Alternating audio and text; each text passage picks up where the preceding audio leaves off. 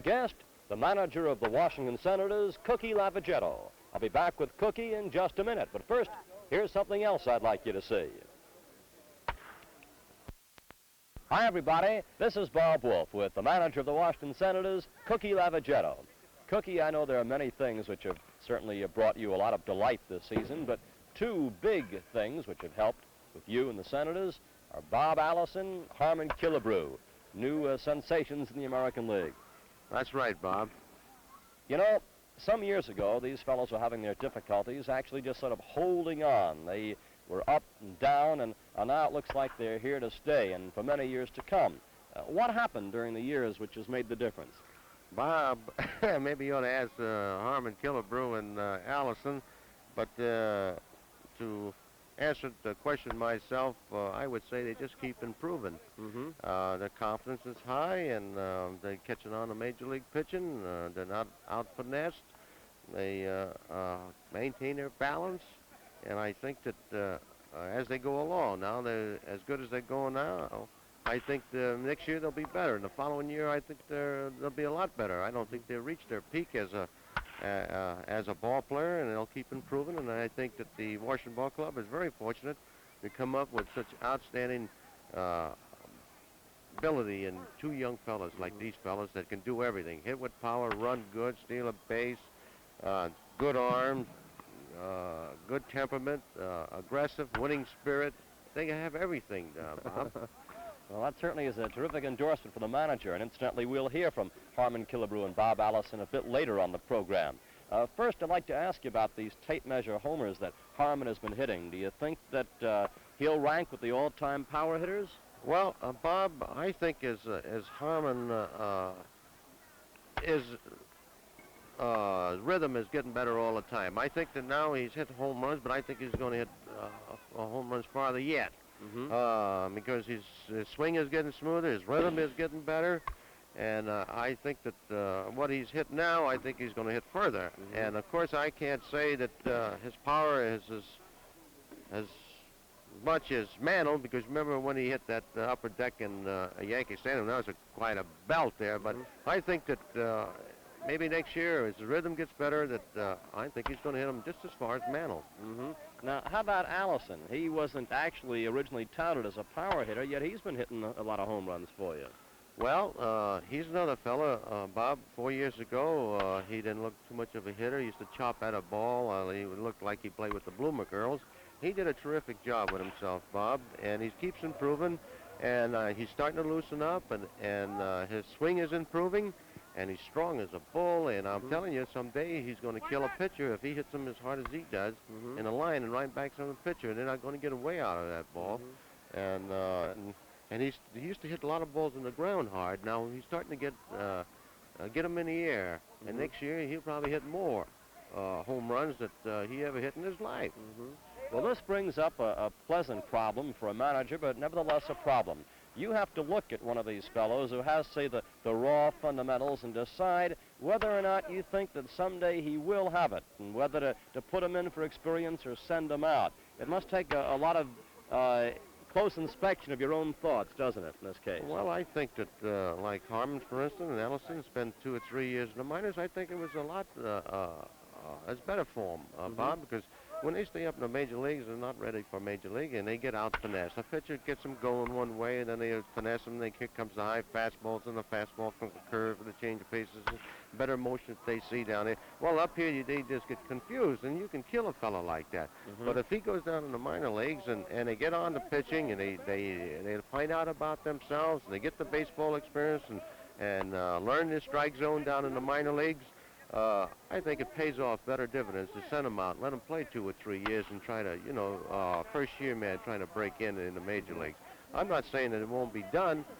K-Line done it, and other fellows that have done it and come up, but I don't think on these cases that we have here, I think the best thing in the world was for them to go out and play. And just like young pitchers like Kralik, I think that he and Lamani that we have are outstanding young pitchers. They should be out in the minor leagues getting their experience. Well, Cookie Lavagetto, I certainly appreciate your passing on your views. You've heard Cookie speak of Bob Allison and Harmon Killebrew. In a moment, we'll meet them in person. But first, here's something else I'd like you to see. Bob Wolff speaking, along with Harmon Killebrew and Bob Allison. Now, you've heard Cookie Lavagetto say some fine words about these two lads. Actually, both these fellows, both youngsters, comparatively, in a baseball sense, as also any sense you care to make it, have been having a lot of folks ask them questions.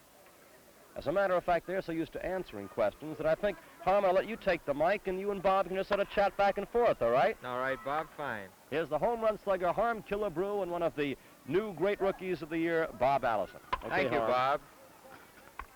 Bob, I've been with you for the past 3 years. In fact, this will be my 4th season with you.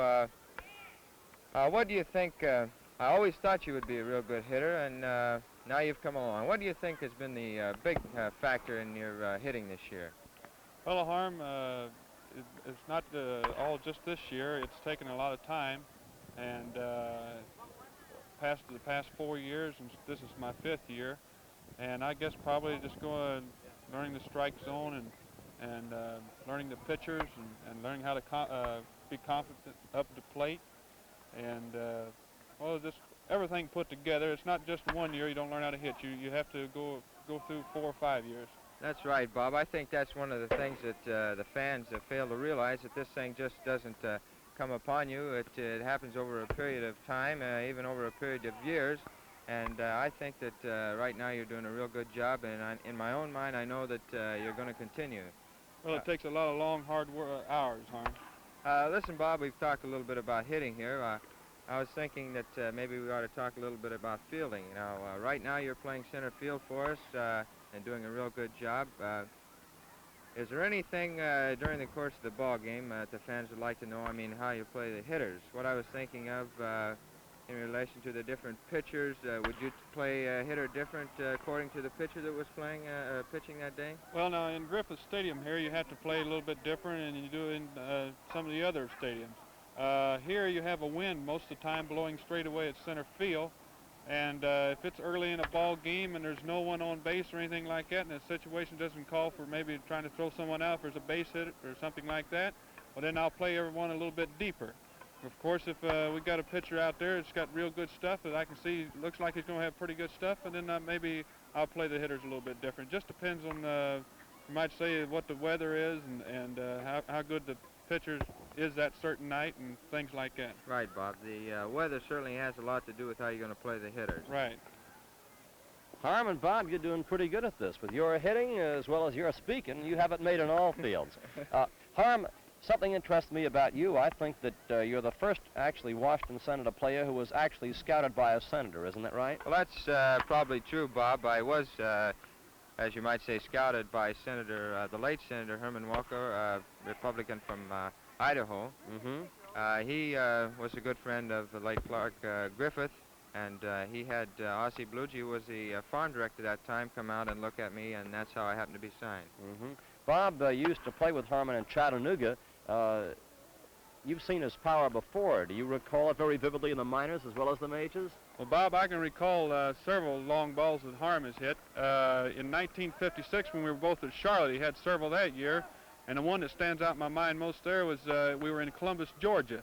And the center field fence there is about 407 feet away, and I think the fence is probably about 20 feet high. Mm-hmm. And Harm got a hold of I don't remember the pitcher now, he got a hold of the ball and hit it on a line drive right straight over that fence. And the last time I saw it, it was still going. Mm-hmm. And then I guess another time was last year, a couple times last year, when he first joined us from Indianapolis in Chattanooga.